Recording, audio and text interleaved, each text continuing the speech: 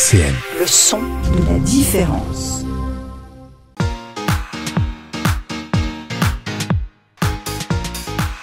Complètement à l'Est sur RCN. Bonjour Elfenoul, on se retrouve comme tous les vendredis pour notre émission Complètement à l'Est.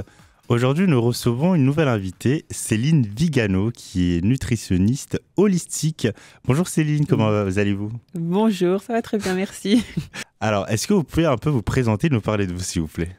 Oui, donc moi je m'appelle Céline, j'ai bientôt 35 ans, je suis à côté de perso, on va dire, je suis maman d'une petite fille de 2 ans. J'habite en dehors de Nancy, en tout cas dans la région, dans le coin. Et niveau pro, puisque c'est aussi de ça qu'on est venu parler, donc effectivement nutritionniste holistique, mais pas que, puis en tout cas j'ai eu un parcours où je me suis cherchée, on va dire. Du coup, est-ce qu'on peut avoir un peu ce parcours-là ? Donc, qu'est-ce qui s'est passé pour vous avant que vous soyez nutritionniste holistique ?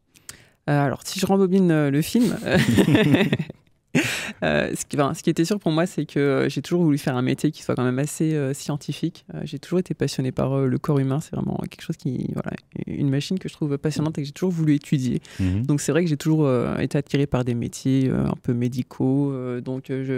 J'ai un peu gravité autour de ça. Peut-être médecin, peut-être pédiatre, peut-être sage-femme. Enfin voilà. Mais en tout cas, c'était plutôt des métiers scientifiques. Donc j'ai fait assez logiquement une filière scientifique, bac scientifique et des études supérieures en biologie. Quand j'ai à peu près décidé ce que je voulais faire comme métier, je me suis allée jusqu'à un Master 2, donc vraiment spécialisé en biologie cellulaire pour travailler dans la recherche. Sauf qu'en fin de compte, c'est un secteur qui recrute quand même très très peu. Oui. Donc finalement, j'ai jamais vraiment pu travailler dans cette filière-là.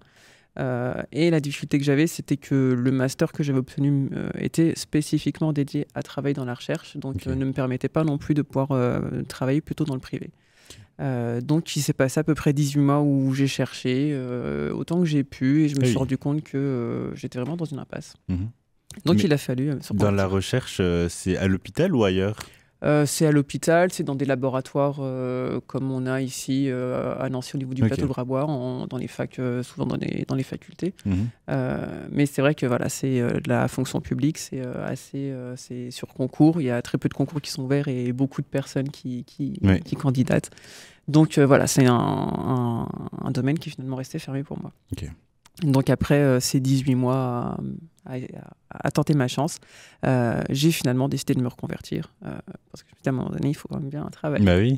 Donc ça, vous vous êtes reconverti en ayant eu votre diplôme, vous avez patienté 18 mois et vous avez décidé de vous reconvertir. Vous n'êtes pas dit, je vais peut-être attendre encore, j'ai étudié pour ça. Non, parce que je suis assez pressé aussi. Il fallait rentrer dans la vie active.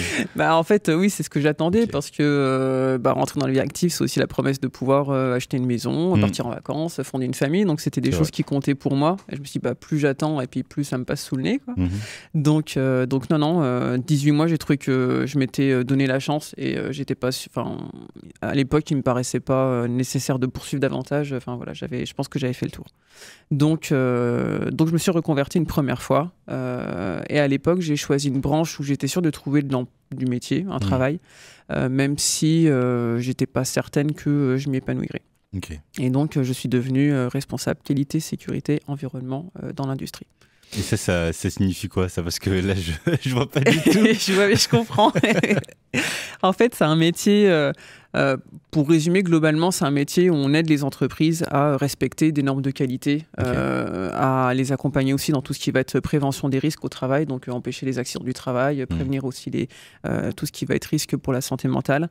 C'est aussi les accompagner dans tout ce qui va être plutôt gestion des déchets, préservation de l'environnement. Donc c'est très très large et c'est vrai que c'était intéressant pour moi à cette époque, c'est que ça me permettait de cibler un très très grand nombre d'entreprises parce que ça s'adresse aussi bien à des industries, à des entreprises de services, ça concerne aussi bien des petites entreprises que des multinationales. Donc ça me permettait vraiment de pouvoir viser beaucoup plus large que ce que j'avais comme possibilité jusque-là. Et là, vous êtes formé pour pour pouvoir atteindre ce métier-là ou pas du tout? J'ai refait une formation, effectivement. Okay. Donc, je sortais de la fac et j'y suis retournée. Allez, encore. Voilà. Donc, à l'époque, c'était une formation qui a été fermée depuis, mais qui était financée par la région et qui s'adressait justement à des personnes soit au chômage ou alors à des salariés qui cherchaient à se reconvertir.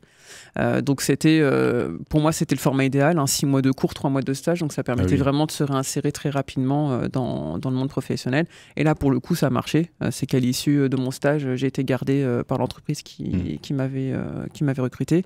Ensuite, j'ai changé plusieurs fois d'entreprise. Donc, c'est vrai que j'ai quand même j'ai plus du tout ces difficultés de recherche de travail. Chaque fois que je partais de quelque part, je retrouvais du travail assez rapidement, quoi. Mais vous étiez déjà dans le milieu du coup professionnel et donc c'était un peu plus facile lorsque vous postuliez, vous avez déjà de l'expérience et tout.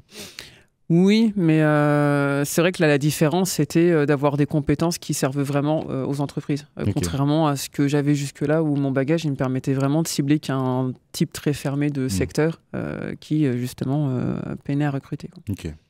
Et du coup, après cela, donc, vous avez continué à changer d'entreprise. Et comment ça s'est passé pour vous? Est-ce que vous avez bien aimé ce métier-là ou pas du tout? En fait, c'est un métier dans lequel je me suis toujours senti mal, globalement.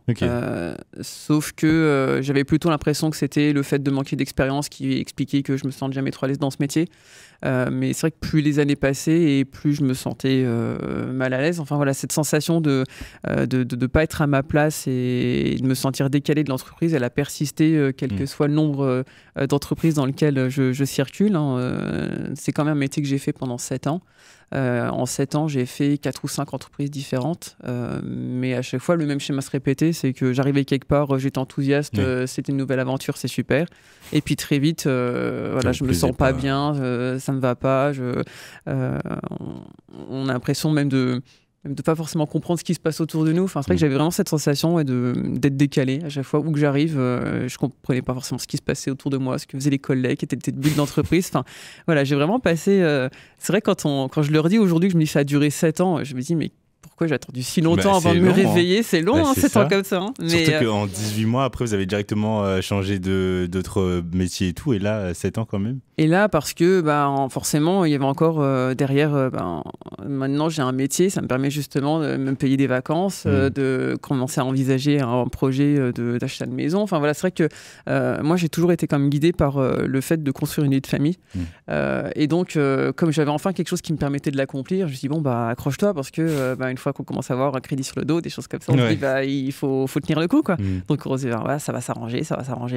Chez le prochain, ça ira mieux. Donc voilà, c'est vrai qu'en fait, quand on se répète des choses comme ça, quand on se conditionne un petit peu comme ça, on peut durer, ça peut durer encore longtemps. Oui, on peut avoir un peu des œillères, donc continuer comme ça sans forcément se rendre compte. Donc là, vous avez un peu lié l'utile et l'agréable. Au moins, je pourrais commencer à former ma vie de famille. C'est ça. Et ça vous plaisait pas tant que ça au final? C'est vraiment un métier dans lequel je me suis jamais plu, même si je suis passé dans des entreprises où humainement c'était hyper positif. Mais c'est vrai que la nature du métier m'a jamais convenu. Ok. Donc, en fait, à un moment donné, à force de tirer comme ça sur la corde, finalement, ça craque quand même. Donc, il y a 3 ans, j'ai fait... alors, je dis souvent que j'ai fait un burn-out parce que c'est le mot qui est le plus connu. En réalité, le burn-out, c'est un épuisement qui est lié à la surcharge de travail, ce qui n'était pas mon cas. Moi, l'épuisement que j'ai connu, c'est vraiment lié au manque de sens. Donc, ça a un nom aussi, on appelle ça le brown-out. Le brown-out, ok. Mais c'est vrai que c'est moins connu que le burn-out. Donc voilà, j'utilise le terme qui est plus conventionnel, on va dire. Mais en fait, c'est vrai que le fait de m'épuiser dans ce métier où je voyais pas forcément le sens que je faisais, à un moment donné, les symptômes sont les mêmes, perte de poids, manque d'appétit, trouble de l'humeur. Voilà, il y a petit à petit, mon corps envoyait pas mal de signaux que j'ai eu du mal à entendre, mais ça a fini par cogner plus fort. Et donc, à ce moment-là, vous avez choisi d'être suivi par quelqu'un. Vous avez choisi de faire quoi pour allier à cette situation, pour aller mieux? En fait, j'ai fini par en parler à une collègue dans l'entreprise où j'étais à l'époque. Un peu en mode discret, évidemment, parce que c'est pas... Et en fait, cette collègue-là m'a conseillé, c'est un service dont j'avais jamais entendu parler, mais dont je parle aussi beaucoup autour de moi maintenant, c'est le conseil en évolution professionnelle, le CEP. C'est un service qui est gratuit, qui est anonyme aussi, qui permet de rencontrer un consultant qui est spécialisé dans le monde professionnel, qui peut accompagner aussi bien pour la formation, des projets de formation, des projets de reconversion, même sans forcément vouloir changer de métier, mais même pour peut-être avoir des conseils pour passer des entretiens, rédiger des CV. Enfin voilà, c'est vraiment quelqu'un qui accompagne dans le développement de la carrière de manière générale. Et donc, comme je disais, oui, qu'on peut consulter gratuitement et surtout anonymement si on ne veut pas que l'employeur soit au courant qu'on entame des démarches, il ne le saura pas. On peut rappeler le nom? Vous avez dit que ça s'appelait comment? C'est le Conseil en évolution professionnelle. Ok, donc voilà, n'hésitez pas à aller donc consulter le Conseil en évolution professionnelle si jamais vous sentez qu'au travail ça ne va pas ou tout simplement vous avez envie de voir autre chose aussi. Et donc, en fait, ce consultant que j'ai rencontré m'a tout de suite orienté vers un bilan de compétences, puisque je venais en lui disant que j'avais déjà fait c'était mon deuxième métier, finalement, une première reconversion, et que j'en arrive à ce stade de me dire, il faut à nouveau que je change de métier et que j'aimerais bien tomber au bon endroit cette fois-ci. Donc, il m'a orienté vers le bilan de compétences. Qui m'a permis en fait de me rappeler que moi ce qui comptait pour moi depuis que j'étais toute petite, c'était plutôt des métiers vraiment en rapport avec la santé, le corps humain. Donc on va dire que c'était vraiment utile pour moi de pouvoir un peu remettre quand même les pendules à l'heure, parce que c'est vrai que ces années où j'ai poursuivi dans ma voie, je me suis aussi un peu perdu moi-même. Vous avez laissé ça un peu de côté, vous vous êtes dit là c'est bon, je suis dans le milieu professionnel, on continue comme ça, c'est pas grave. Et est-ce qu'on peut savoir comment ça s'est passé le bilan de compétences? Parce que souvent on en entend parler, mais c'est quoi en fait le bilan de compétences? Le bilan de compétences, en fait, ça consiste en plusieurs semaines d'entretien avec un conseiller où on va en gros déjà refaire le point sur qui on est. Parce que, encore une fois, on finit des fois un peu par se perdre quand on est dans des difficultés comme ça. Donc à l'aide de tests psychologiques, de choses comme ça, on commence à redégager un petit peu quels sont nos centres d'intérêt, quels sont nos objectifs dans la vie, qu'est-ce qui compte pour nous, quelles valeurs on a. Donc voilà, il y a vraiment toute une partie où on se recentre sur qui on est, nos aspirations et vers quoi on veut aller. Et ensuite, un peu à l'aide aussi d'autres tests, d'autres supports, quels types de métiers peuvent répondre à ces aspirations qu'on peut avoir. Moi, c'est vrai que un des tests que j'avais passé qui m'avait vraiment marqué, justement, il était sur les domaines qui pouvaient m'intéresser. Et la consultante m'avait dit que généralement, il y en avait 3, 4 qui pouvaient ressortir. Et chez moi, il y en avait 2 qui étaient très très loin devant et les autres qui étaient complètement à la ramasse. Ouais. Et c'était donc tout ce qui était domaine scientifique ou alors tout ce qui était domaine créatif, parce que c'est vrai que j'aimais aussi beaucoup petite tout ce qui était activité manuelle. Donc c'est vraiment un temps pour se rappeler qui on est, ce qui compte pour nous, et ensuite un temps pour pouvoir aussi construire un projet professionnel qui va permettre de pouvoir vraiment coller à qui on est. Donc après, en fonction de ce qui va ressortir, la consultante, elle peut aussi nous accompagner sur identifier des formations, nous aider à reconstruire des CV, nous coacher pour passer des entretiens. Enfin, ça va être assez personnalisé en fonction du parcours qu'on a et puis de ce qu'on veut créer. Moi, ce qui est ressorti assez vite, c'était que je voulais plutôt créer une entreprise. Donc le bilan de compétences, il était plutôt orienté dans ce sens-là. Mais si j'avais finalement m'être rendu compte que ce métier il était fait pour moi, mais qu'il me fallait un type de truc particulier, on aurait pu reconstruire mon CV, on aurait pu passer des entretiens, on aurait pu voir comment est-ce qu'on identifie des employeurs. Enfin voilà, c'est vraiment très large et c'est pas réservé à de la création d'entreprise. Ok. Et donc on va pouvoir découvrir tout ça par la suite. On va juste écouter le premier morceau. Quel est le premier morceau que vous allez nous faire écouter aujourd'hui?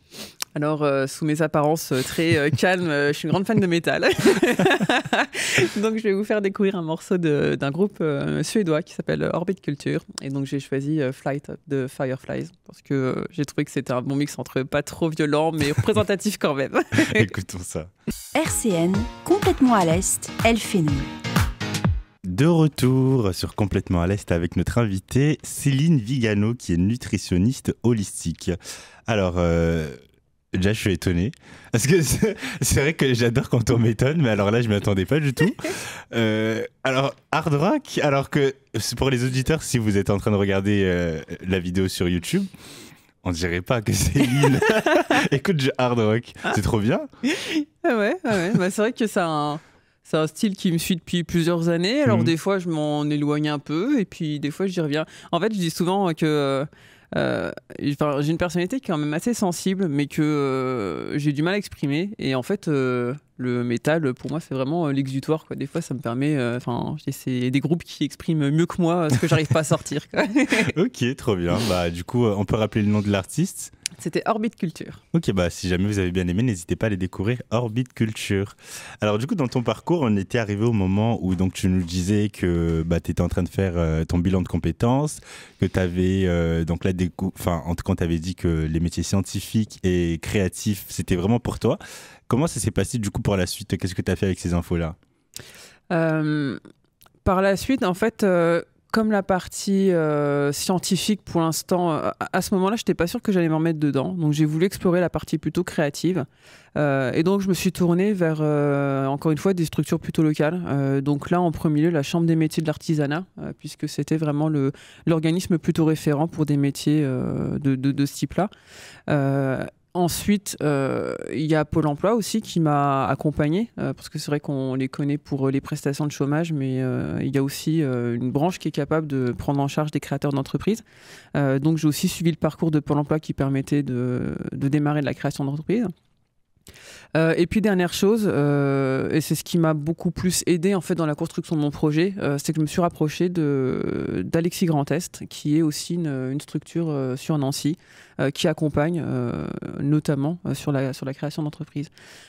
Et donc à l'époque, j'avais approché Alexis Grand Est parce qu'il propose ce qu'on appelle une couveuse d'entreprise, c'est-à-dire une structure qui peut héberger des créateurs d'entreprises pour leur permettre de tester leur activité sans prendre trop de risques, on va dire, financiers. C'est-à-dire si ça fonctionne, ça nous permet d'avoir un statut, on va dire, vraiment d'entreprise.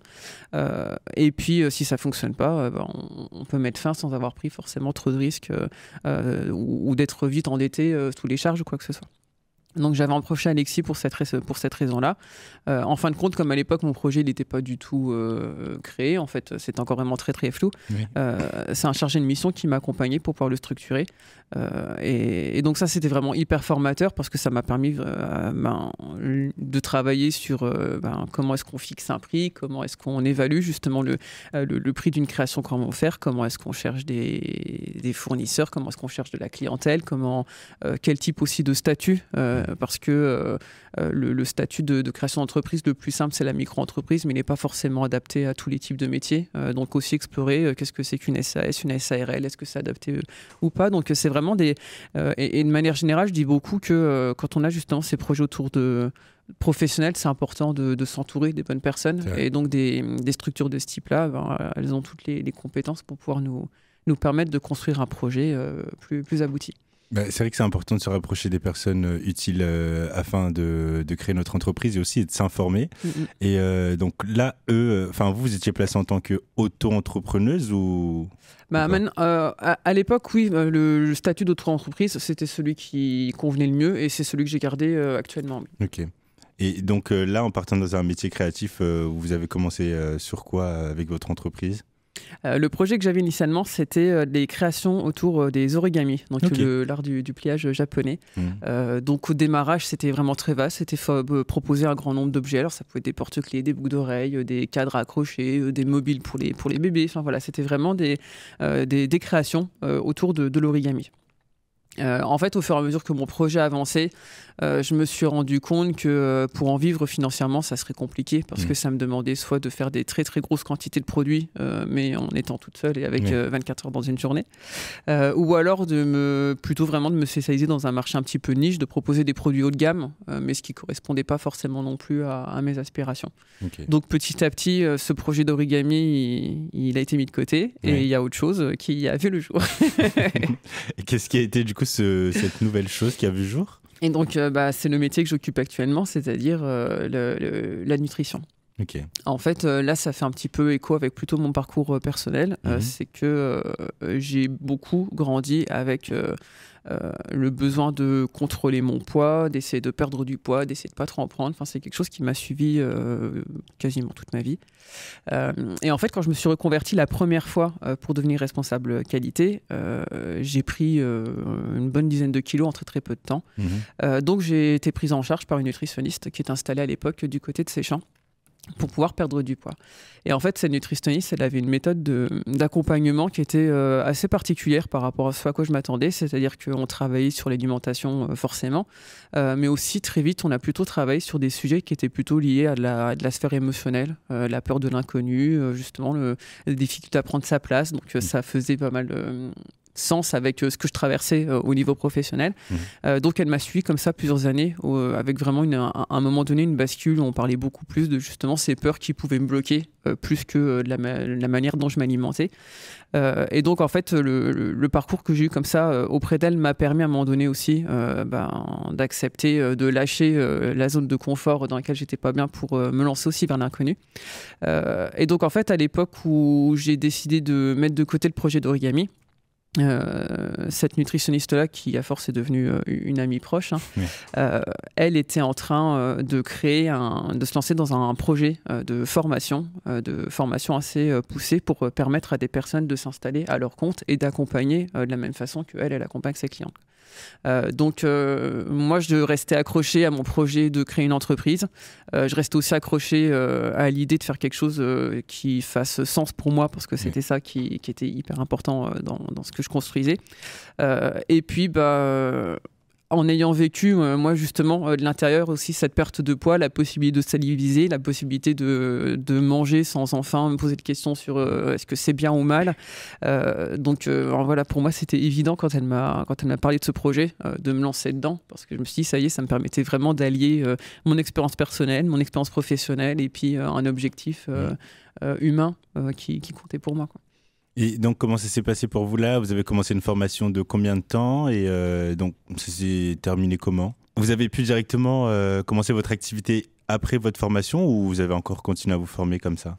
En fait, la formation qu'elle propose, elle est en plusieurs étapes. Ce qui était indispensable, c'était au moins de commencer avec tous les aspects vraiment plus techniques de vraiment nutrition, c'est-à-dire qu'est-ce que c'est qu'une alimentation de bonne qualité, comment est-ce qu'on associe les aliments entre eux, comment est-ce qu'on fonctionne aussi en fonction des morphologies des personnes, puisque c'est aussi un outil, on va dire, j'utilise vraiment le corps de la personne avec ses forces et puis ses zones de vigilance, on va dire.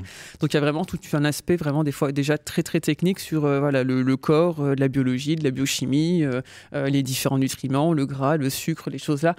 Et donc ça, c'était vraiment le socle indispensable pour pouvoir me lancer.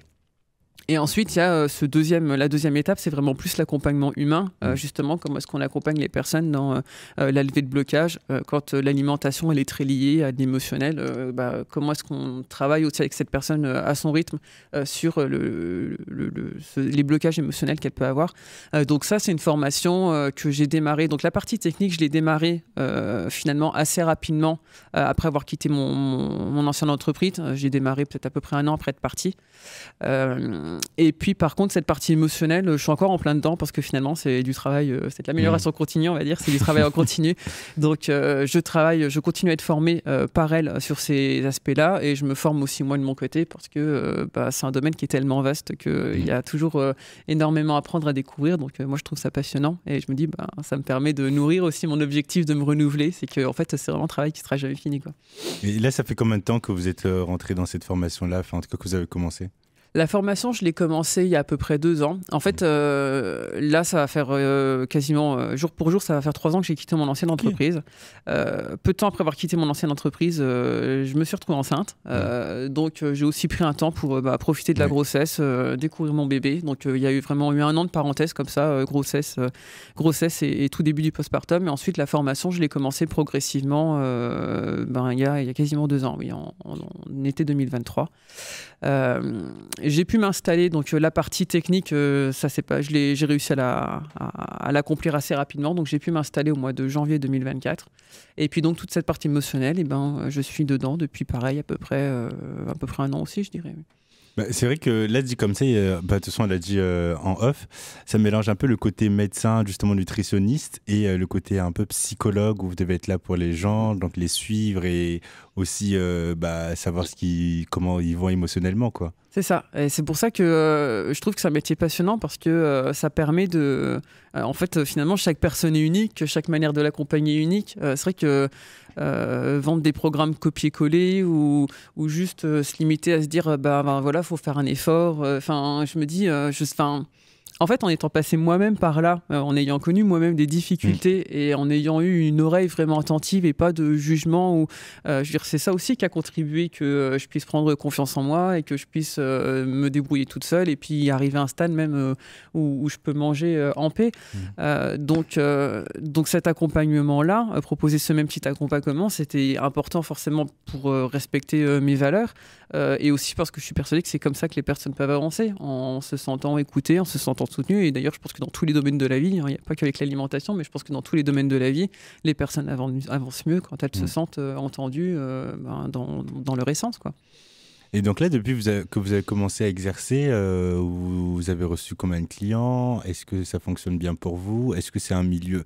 Moi, personnellement, je ne connaissais pas. Je connaissais juste nutritionniste. Mais là, holistique, c'est vrai que c'est encore mieux parce que dès qu'il y a un suivi, les gens, ils ont peut-être un peu plus envie de revenir, de se dire « Ah, bah, c'est vrai qu'elle m'a écouté la dernière fois. J'ai encore envie d'aller voir ce qu'elle va pouvoir me dire. » Là, donc, ça fait 1 an et demi que j'exerce. J'ai rencontré à peu près une 60aine de personnes différentes. Alors, c'est quasiment que des femmes. On serait que c'est quand même nous, les femmes, qui sommes beaucoup plus touchées par ce rapport à l'alimentation et au corps. Donc, quasiment exclusivement des femmes. J'ai eu un petit peu tous les profils. Effectivement, j'ai des personnes qui sont là depuis 1 an et demi et puis qui continuent à s'investir parce que soit la perte de poids se passe pas comme elles le veulent, soit justement elles comprennent qu'il y a d'autres choses à aller travailler, qui sont prêtes à y aller. J'ai des femmes qui cherchaient des choses très rapides et effectivement cette méthode d'accompagnement, elle est plus lente, on va dire, dans le sens où effectivement, je dis toujours, je promets pas de perdre énormément, très très peu de temps, parce que moi je suis persuadée que pour le corps c'est plutôt une maltraitance. Enfin voilà, c'est ma conviction personnelle. Mais c'est vrai qu'effectivement, j'ai eu du coup des clientes qui étaient un peu, qui avaient besoin de quelque chose de bien plus rapide que ça, donc qui pouvaient arrêter très vite. J'ai eu des clientes qui ont été un temps avec moi, qui ont souhaité faire les choses un petit peu toutes seules et puis finalement qui reviennent. J'en ai d'autres qui reviennent pas. Enfin voilà, c'est vrai que j'ai eu un petit peu tous les parcours. Mais c'est sûr que globalement, qu'elles s'investissent dans le temps ou pas, elles sont toutes assez surprises des fois par le message que je peux transmettre parce que je sais que c'est pas forcément courant, ou en tout cas c'est pas forcément ce qu'on entend majoritairement. Les personnes qui viennent vous voir, la plupart du temps, c'est quoi la cause? Est-ce qu'elles viennent pour maigrir ou justement pour prendre du poids, ou elles se sentent juste pas bien avec leur corps? C'est quoi la cause qui revient le plus souvent? La cause principale, c'est la perte de poids. C'est souvent ce qui va les amener, c'est qu'en fait, elles ont conscience qu'il y a quand même un élément particulier. Souvent, il y a eu une rupture amoureuse, ou il y a eu une perte de travail, ou il y a eu un deuil, ou il y a eu un déménagement. Ou alors, des fois, ça peut être aussi des événements plus heureux. Il y a souvent la grossesse, ou des événements pas incontournables comme la ménopause. Mais c'est vrai que souvent, il y a un point de départ. Et donc, c'est vrai qu'elles en ont plus ou moins conscience qu'il y a eu un espèce d'événement déclencheur. Donc, pouvoir aussi un petit peu explorer la perte de poids, mais aussi comprendre comment cet événement peut les impacter, fait que elles sont souvent intéressées par un peu cette double approche. Et lorsque vous dites que vous avez reçu beaucoup plus de femmes, est-ce que justement vous recevez plus de femmes parce que c'est quelque chose qui les impacte plus elles, ou les hommes, tout simplement, c'est pas quelque chose qu'ils vont mettre en avant, qu'ils vont prendre soin, en tout cas d'aller discuter avec quelqu'un pour perdre du poids ou pour être à l'aise dans son corps? J'ai l'impression que quand on est une femme, on est peut-être plus sensible à l'image qu'on donne, au fait de respecter peut-être des canons de beauté, ou des choses comme ça. Je pense qu'on y est peut-être plus confronté en tant que femme. Après, je dirais que l'autre aspect, c'est que je mets beaucoup en avant aussi justement ce travail émotionnel, et je ne sais pas si les hommes sont très à l'aise avec ça aussi, justement au fait de se confier sur des ressentis, des événements. Là aussi, je pense que c'est assez sociétal, mais c'est vrai que les hommes sont quand même plus encouragés à être forts, à pas montrer leurs émotions. Donc je pense qu'ils ne sont pas forcément à l'aise avec le fait de s'exprimer là-dessus. Alors que peut-être là, pour le coup, pour une femme, c'est plus facile aussi à faire comme travail. Donc c'est vrai qu'en fin de compte, la clientèle que j'ai, je vous dis, aujourd'hui, sur les 60 personnes que j'ai eues, j'ai un seul homme que j'accompagne. C'est vrai que malheureusement, on est dans une société très patriarcale, donc comme vous l'avez dit, le fait qu'un homme vienne s'exprimer sur ses sentiments, ses émotions, bon, c'est pas trop bien vu. Et dans les critères de beauté, c'est vrai que les femmes, il y a un corps adapté à avoir pour rentrer dans ce milieu patriarcal. Et est-ce que les femmes, lorsqu'elles viennent vous voir, justement, elles vous demandent un peu cette formule magique de comment m'écrire rapidement? Est-ce qu'elle existe d'ailleurs? Il y a des choses qui existent. Hein. Enfin, c'est vrai que dans le domaine de la nutrition, ce qui peut être des fois difficile, moi de mon point de vue, ce qui peut être difficile à faire entendre, c'est que des fois, moi je pense que ça demande du temps de perdre du poids durablement parce qu'il faut que le corps, quelque part, soit d'accord pour le faire. Mais il y a des méthodes qui permettent de perdre très vite en très peu de temps. Et d'ailleurs, qui sont assez mises en avant dans la publicité. Donc, ce qui est difficile, c'est qu'il y a quand même des fois cette promesse d'avoir très rapide. Et puis des fois, implicitement, il y a aussi la promesse que ça ne va pas demander trop d'efforts. Donc, c'est un peu la contradiction. C'est que, oui, forcément, il y en a qui arrivent en se disant combien je vais perdre, est-ce que je vais perdre vite, combien de temps ça va prendre. Pour moi, c'est difficile de leur promettre un temps, une performance, parce que tout va dépendre de à quel point elles s'investissent là-dedans et puis ce qu'elles sont prêtes peut-être des fois à sacrifier. Moi, j'essaie beaucoup plus justement de les encourager à avoir, au-delà de perdre du poids, est-ce qu'il y a des choses que je veux quand même préserver, est-ce qu'il y a des choses qui comptent pour moi. Moi, j'ai une cliente, quand elle vient, elle me dit souvent, le mois dernier, c'était compliqué parce que j'ai eu un anniversaire, j'ai eu une sortie, j'ai eu machin. Et puis un jour, elle m'a dit, vous allez dire que je cherche des excuses. Mais je dis, non, moi, je me dis que vous avez une vie sociale qui est bien remplie, puis que c'est important. Hein, parce que si ça compte aussi pour les personnes de profiter de ces moments-là, il faut aussi pouvoir les préserver. Donc, si la personne, elle est prête à se dire que pendant 6 mois, elle s'enferme pour manger hyper parfaitement, pourquoi pas. Mais moi, je suis persuadée qu'à terme, c'est pas durable parce que on est des humains, on a besoin de voir du monde, on a besoin d'être en société, on a besoin de vivre en tribu. Enfin, je dirais, l'humain, si on en revient on reste un animal, on reste un mammifère, donc on a besoin de vivre en groupe, on a besoin de... la nourriture, ça fait aussi partie de ces événements-là. Il y a un anniversaire, on mange, on a un baptême, on mange, on se marie, on mange, c'est Noël, on mange, même quand il y a des enterrements, on mange, vous voyez bien. La nourriture, elle est toujours dans nos vies, donc c'est important de trouver une manière de lui accorder la place qu'elle mérite et puis pour autant sans renoncer à tout pour profiter de ça, quoi. Ni de se priver d'elle, ni que ça soit quelque chose qui nous punisse. Ok. Et pour pas se punir nous aussi, on va passer au deuxième morceau du jour. Quel est le morceau que tu aimerais nous faire écouter? Là, j'ai choisi Linkin Park. Linkin Park, c'est un peu le groupe de mon adolescence, un des premiers groupes que j'écoutais. Alors, le chanteur qui existait à l'époque s'est suicidé il y a quelques années. Et c'était un petit peu le drame de ma vie de jeune adulte quand je l'ai appris, parce que c'était vraiment... c'est vrai que... des fois, c'est assez inspirant des fois de voir des personnages pour qui on est des inconnus, mais comme ce qu'ils peuvent représenter dans nos vies. Donc, et donc le groupe s'est reformé là, avec une nouvelle chanteuse. Et en fin de compte, des fois on peut se dire non, c'était bien avant. Et finalement, non, c'est bien aussi la nouveauté. Donc c'est Linkin Park que j'ai choisi, donc en nouvelle version avec leur nouvelle chanteuse. Et puis c'est un titre qui sont sortis tout récemment, là, qui est Emptiness Machine. Découvrons la nouveauté du coup. RCN, complètement à l'Est, Elphénol. Nouveauté, mais pas dépaysé. Franchement, ça m'a pas trop dépaysé ce titre-là. C'est cool, ça garde encore cette empreinte-là de Linkin Park. Du coup, toi aussi, j'imagine, ça va, t'es pas trop dépaysé? Ouais, non, ça va. J'étais contente de retrouver mes marques et puis d'avoir quand même un brin de fraîcheur. Ça fait du bien aussi quand des fois le changement. Faut pas croire que c'est toujours un truc négatif. Ah non, c'est bien des fois de changer un peu.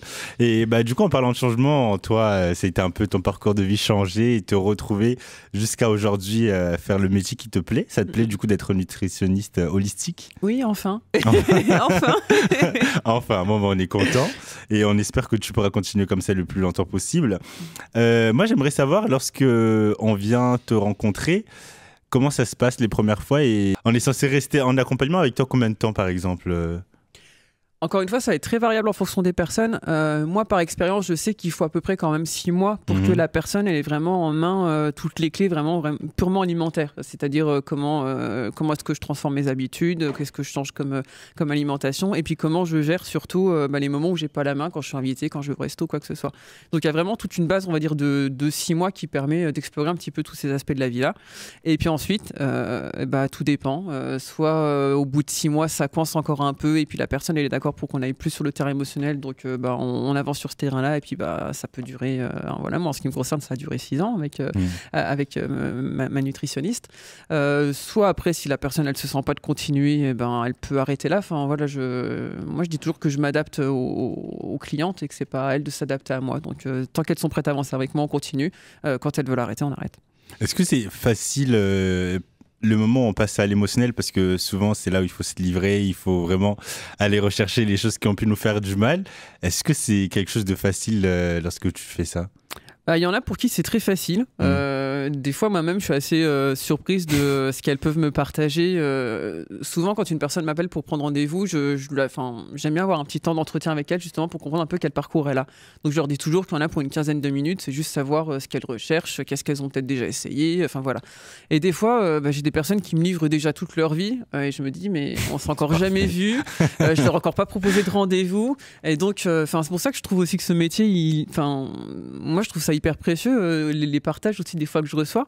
Donc voilà, j'ai des personnes pour qui ça se fait très facilement. J'en ai d'autres pour qui effectivement c'est plus compliqué, où il faut y aller plus doucement, mais globalement elles s'ouvrent. Ouais, voilà. Même si c'est au compte-gouttes ou des fois les robinets d'un seul coup, mais c'est vrai qu'en fin de compte elles le font facilement, parce que je pense qu'elles comprennent que déjà de ma part, je pense qu'elles ont compris qu'il n'y a pas de jugement de ma part et que je suis là pour les aider, et puis elles ont compris aussi que j'ai peut-être des choses à leur apporter pour lever ce qui peut les empêcher de faire la paix avec l'elle-même, quoi.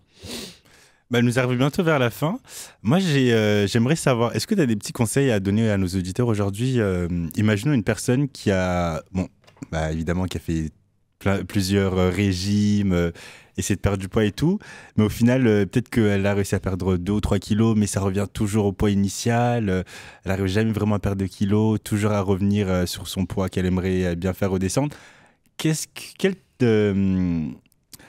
petit tips tu peux nous donner aujourd'hui ?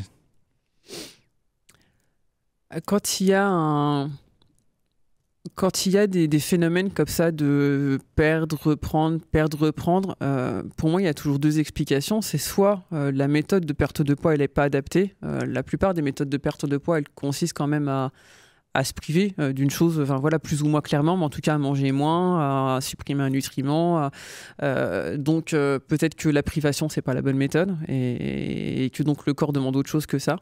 Ou alors c'est que la cause, elle est encore une fois vraiment plus du côté de l'émotionnel, et peut-être alors dans les personnes que j'accompagne, il y en a beaucoup qui ont aussi des suivis psy à côté, et effectivement des fois c'est peut-être par ça qu'il faut commencer quand même aussi, de comprendre si il y a une origine, un mal-être psychologique à aller aider, et puis finalement je dirais une méthode. Alors c'est sûr que je suis pas objectif parce que c'est ce que je propose, mais c'est vrai que de manière générale, je me dis, dans l'humain tout est lié. On entend beaucoup des fois s'il faut séparer la vie pro et la vie perso. En fait, c'est pas possible. On est un humain, on est un mélange de tout ça. Le pro, le perso, tout se mélange.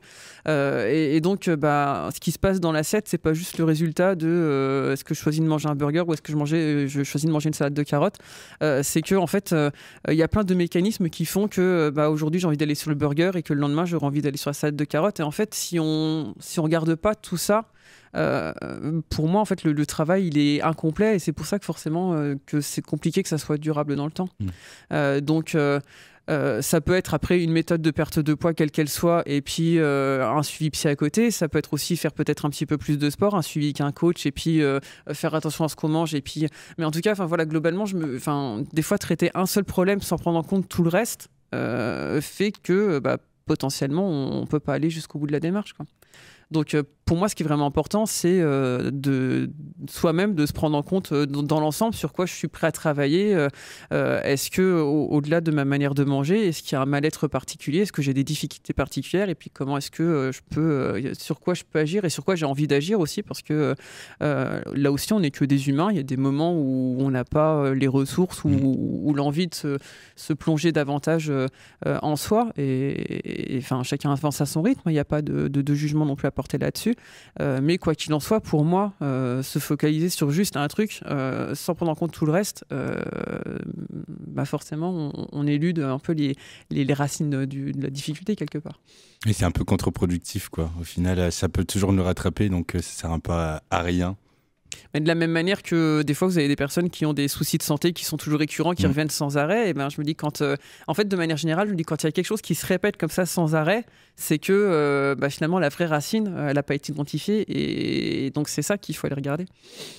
En tout cas, merci beaucoup Céline Vigano. Avec plaisir. C'était un plaisir de vous avoir reçu. Merci. Donc on rappelle, nutritionniste holistique. Est-ce que, donc pour nos auditrices qui vous ont écouté aujourd'hui et qui ont envie de venir découvrir un peu ce que vous proposez, et nos auditeurs aussi d'ailleurs, n'hésitez pas.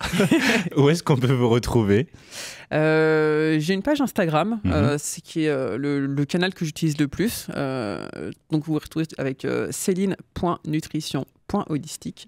Et j'ai un site internet www.nutrition-nancy.fr. Voilà, n'hésitez pas à aller découvrir donc Céline Vigano avec sa passion. Est-ce qu'on peut dire que c'est ta passion ? Oui. Oui. Voilà. Si vous voulez vous faire aider par une passionnée, n'hésitez pas à aller la découvrir. Merci. En tout cas, merci beaucoup de nous avoir donné ton témoignage. Merci à toi pour l'invitation. De rien. Et puis nous, pour Complètement à l'Est, on se retrouve la semaine prochaine pour un nouvel épisode. Et puis je vous souhaite une bonne fin de journée. Au revoir. RCN, www.rcn-radio.org